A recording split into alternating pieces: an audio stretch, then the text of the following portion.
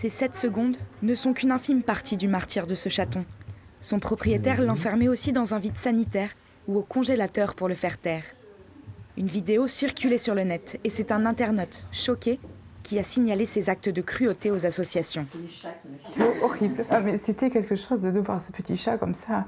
Et d'ailleurs, j'ai de suite appelé Marie et Dubos et je lui ai dit, là, il se passe quelque chose. Hein. Là, il faut intervenir. Et donc, elle a regardé de son côté la vidéo et dans la même journée, elle a fait le nécessaire pour aller sur place. Si aujourd'hui le chaton a été placé en famille d'accueil, l'association a porté plainte contre son bourreau. Les sévices graves et les actes de cruauté envers les animaux sont punis par la loi. Jusqu'à 2 ans d'emprisonnement et 30 000 € d'amende.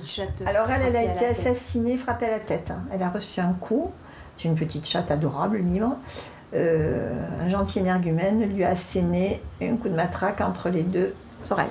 Des images insoutenables auxquelles sont régulièrement confrontés les protecteurs des animaux.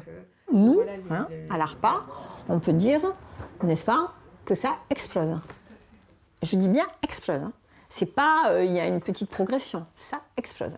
C'est-à-dire que si on prend tous les éléments, on prend le mail aujourd'hui de ce qu'on a, si on prend par exemple le mail, on vérifie notre mail aujourd'hui, si on lit le mail, je suis sûre, on peut vérifier, on a un minimum 2 ou 3 demandes d'intervention pour maltraitance. L'année commence fort dans cette petite structure du Lot-et-Garonne. Depuis le début du mois de janvier, elle a déposé 6 plaintes contre une quinzaine sur toute l'année 2019.